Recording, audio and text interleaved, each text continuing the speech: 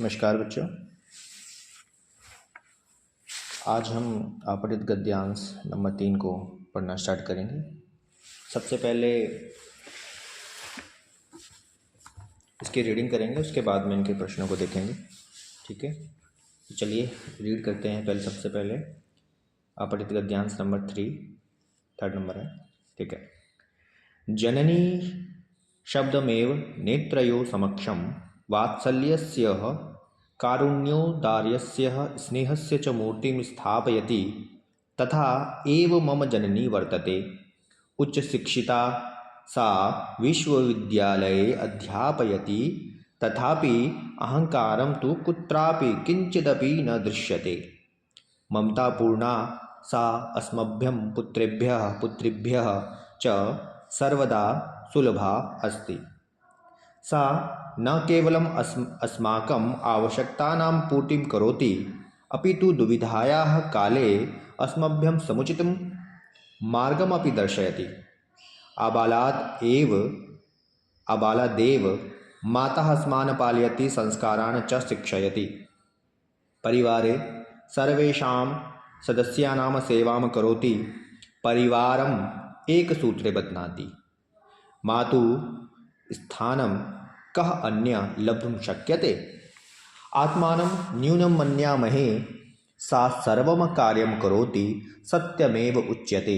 लौकिके जगति ईश्वरः तु जननी रूपेण विद्यते। आइए देखते हैं शुरू से। जननी शब्दमेव, जननी शब्द से ही, नेत्रयोः समक्षम, नेत्र के सामने, वात्सल्यस्य, वात्सल्य, कारुण्यः औदार्यस्य, करुणा और उदारता, स्नेहस्य च मूर्तिं स्थापयति, और स्नेह की मूर्ति स्थापित हो जाती है। यदि हम जननी शब्द को देखें तो हमारे आंखों के सामने क्या चीज़ आ जाती हैं? सबसे पहले वात्सल्य, फिर करुणा, उदारता, माता कितनी उदार होती, फिर स्नेह, प्यार, है ना, इसकी मूर्ति स्थापित हो जाती है। तथा एव मम जननी वर्तते, उसी प्रकार की मेरी जननी है। जननी यानी कि माता, है ना। तो माता के लिए ये चारों शब्द जो यहाँ पर प्रयोग किए गए हैं, वात्सल्य, करुणा, उदारता और स्नेह, ऐसी मेरी माता है। उच्च शिक्षिता, जिसने उच्च शिक्षा प्राप्त की है, ऐसी। सा, वह विश्वविद्यालये अध्यापयति, और वह विश्वविद्यालय में पढ़ाती है, यानी यूनिवर्सिटी में, है ना, विश्वविद्यालय के अंदर पढ़ाती हैं। तथापि अहंकारम तु कुत्रापि किंचिदपि न दृश्यते, परंतु उनमें थोड़ा भी अहंकार कहीं भी दिखाई नहीं देता, कहीं पर भी थोड़ा भी अहंकार नहीं है, इतने बड़े विश्वविद्यालय में पढ़ाने के बाद भी। ममता पूर्ण, ममता से पूर्ण, सा अस्मभ्यं पुत्रेभ्यः पुत्रीभ्यः च सर्वदा सुलभा अस्ति। ममता से पूर्ण वह हम लोगों के लिए, किसके लिए? पुत्रेभ्यः पुत्रों के लिए, पुत्रेभ्यः पुत्रियों के लिए, सर्वदा हमेशा सुलभा अस्ति, हमेशा सुलभ रहती हैं, यानी कि जब कभी भी हमें आवश्यकता होती है तो हमारे लिए उपलब्ध रहती है ना। सा न केवलम अस्माकं आवश्यकतानां पूर्तिं करोति, वह न केवल हमारी आवश्यकताओं की पूर्ति करती हैं, यानी कि जिन जिन चीज़ों की हमें आवश्यकता पड़ती है सिर्फ वही नहीं देती, अपितु दुविधाया काले अस्मभ्यं समुचितं मार्गम अपि दर्शयति, बल्कि उन आवश्यकताओं की पूर्ति के साथ साथ यदि कभी भी हमें काम करने में कोई भी प्रॉब्लम आती है, कोई भी दुविधा में हम फंस जाते हैं, तो हमारा मार्गदर्शन करती है ना। और है आबालात एव कि बचपन से ही माता अस्मान् पालयति, माता ने हमें पाला है। संस्कारण च शिक्षयति, और पाला है और संस्कारों से शिक्षा दी है, यानी कि हमें पालने के साथ साथ में अच्छे संस्कार भी माता ने दिया है। परिवारे सर्वेषां सदस्यानां सेवां करोति, परिवार में सभी सदस्यों की सेवा करती है। परिवारम एक सूत्रे बध्नाति, और पूरे परिवार को एक सूत्र में बांधा हुआ है। मातु स्थानम कः अन्य लब्धुम शक्यते, क्या माता का स्थान कोई दूसरा ले सकता है? कोई ले सकता है कि नहीं ले सकता ना, क्योंकि माता जो है अपने घर के अंदर आप देखो कितना कार्य करती है ना, सभी के लिए पूरे घर का काम करती हैं, बच्चों को अच्छी शिक्षा प्रदान करती हैं, खाना बनाती हैं, घर का जितना काम होता है वो करती हैं, इसके अलावा और जो दूसरे काम होते हैं वो भी करती हैं। और यहाँ पर तो ये एक अध्यापिका भी हैं, विश्वविद्यालय में अध्यापन करती हैं, पढ़ाती हैं, है ना। माता हमेशा अपने बच्चों के लिए अच्छा करते हैं। आत्मानं न्यूनम मन्यामहे सा सर्वम कार्यम करोति, अपने आप को बहुत थोड़ा समझ करके, थोड़ा मान करके, छोटा मान करके वो सारा काम करते हैं। सत्यमेव उच्यते, सच ही कहा गया है। लौकिके जगति ईश्वरः तु जननी रूपेण विद्यते, यदि लोक में ईश्वर है तो वो माता के रूप में ही विद्यमान है। ठीक है, माता, अपनी माता जो है उन्हें ईश्वर के रूप में जानो, देखो, उनसे बड़ा इस संसार में कोई नहीं है ना। तो ये जो गद्यांश है वो हमें बता रहा है ये सारी बातें, और हम सभी जानते भी हैं। ठीक है, इनके प्रश्नों को देखते हैं। सबसे पहले है एक पदेन उत्तरतः, एक पद में उत्तर दीजिए, एक पद में उत्तर देना है। तो भाई पहला प्रश्न देखिए, इसमें क्या है कि दुविधाया काले जननी किम दर्शयति, कि दुविधा के समय, दुविधा के टाइम पर माता क्या करती हैं। बताइए, कौन बताएगा।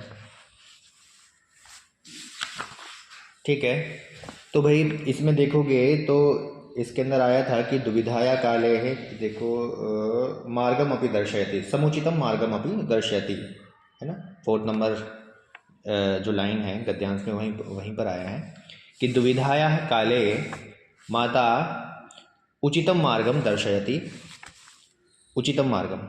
अगला प्रश्न है कि परिवारम का एक सूत्रे बध्नाति, परिवार को कौन एक सूत्र में बांधती है, कौन बांधती है, माता, माता, माता एक सूत्र बध्नाति परिवारम। का ममतापूर्ण अस्ति, कौन ममतापूर्ण होती हैं, इसका भी उत्तर बिल्कुल सेम है, माता, माता ममतापूर्ण अस्ति।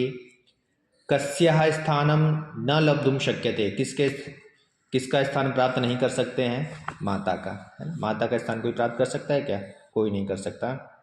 ठीक है, तो कस्या है षष्ठी विभक्ति है, तो उत्तर में भी माता का षष्ठी विभक्ति आ जाएगा, मातुः, मातुः स्थानम न लब्धुम शक्यते, माता के स्थान को प्राप्त नहीं कर सकते हैं। अब देखिए अगला प्रश्न है पूर्ण वाक्येन उत्तरतः, पूर्ण वाक्य में उत्तर देना है।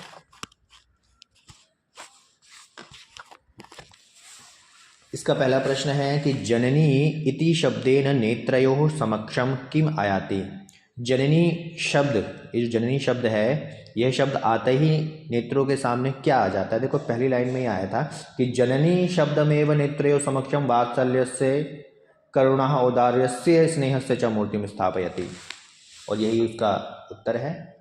ठीक है, तो क्या आयाति, मूर्तिम आयाति, जिस शब्द का प्रयोग यहाँ पर वाक्य में किया जाता है प्रश्न में, हमें उत्तर भी उसी प्रकार देना चाहिए। ठीक है, तो यहाँ पर सिर्फ किम के स्थान पे जो प्रश्न है, किम के स्थान पे हम लिख सकते हैं वात्सल्य से, करुणा औदार्य से, स्नेह से च मूर्तिम, बस इतना लिख दीजिए, और बाकी का जो है वैसा का वैसा ही।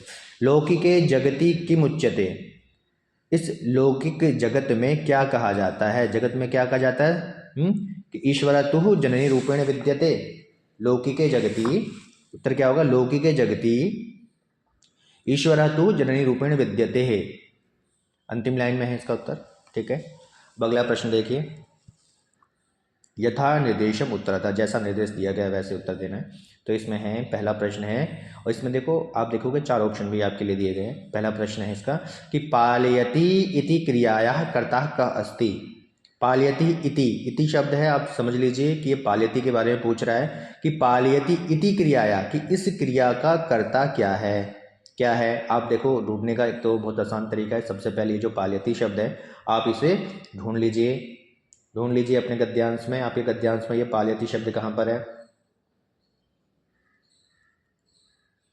जब आपको ये पालयति शब्द मिल जाएगा तो इस क्रिया का कर्ता भी आपको मिल जाएगा, है ना। पालयति यानी पालती है या पाला है,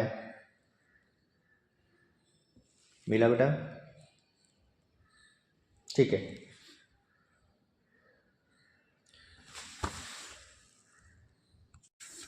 पांचवी लाइन में देखिए क्या लिखा है, अबालादेव माता अस्मान पालयति, है ना। तो पालयति के साथ क्या है, माता अस्मान पालयति, माता। तो यहाँ पर माता जो है, माता इसका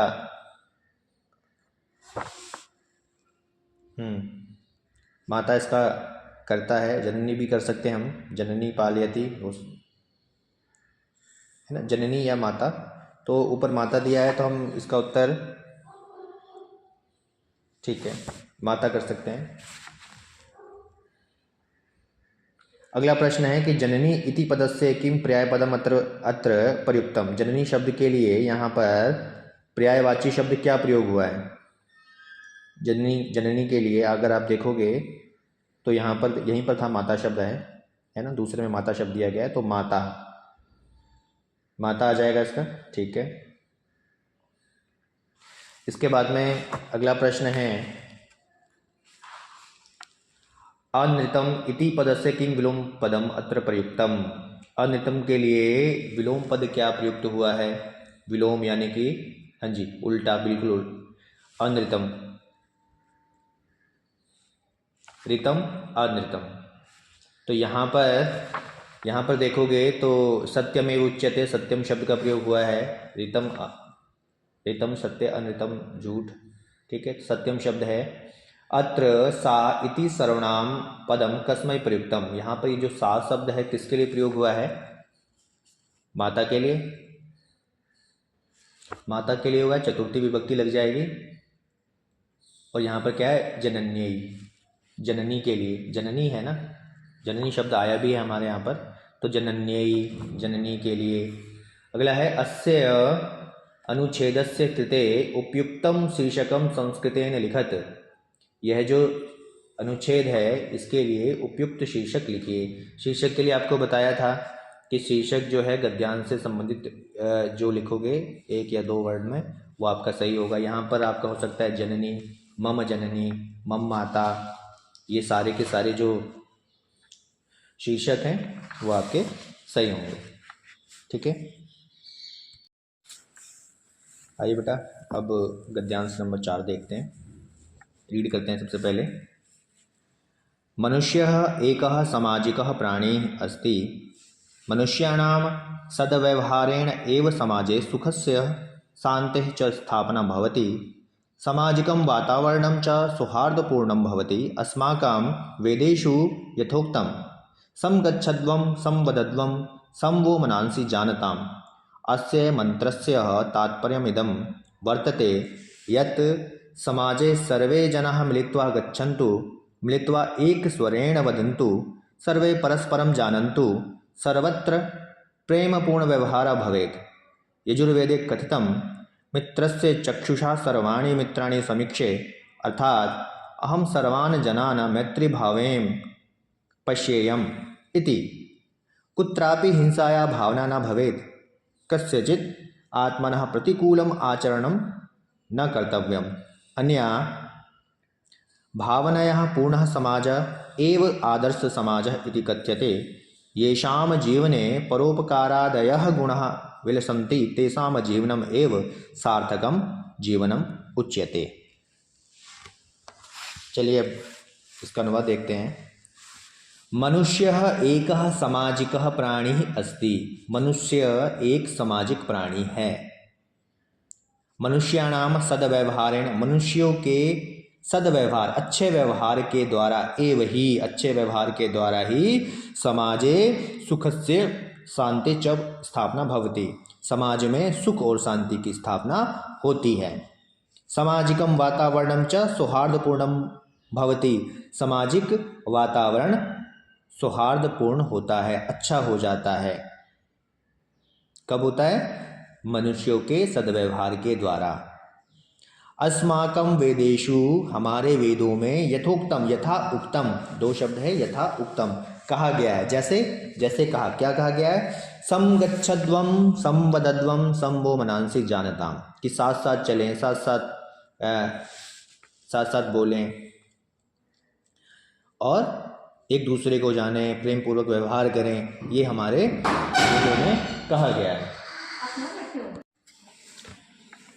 ये इसका अर्थ है कि साथ साथ चलें, साथ साथ बोलें, हमारा जो मन है वो एक जैसा हो, मिल करके बोलें, है ना।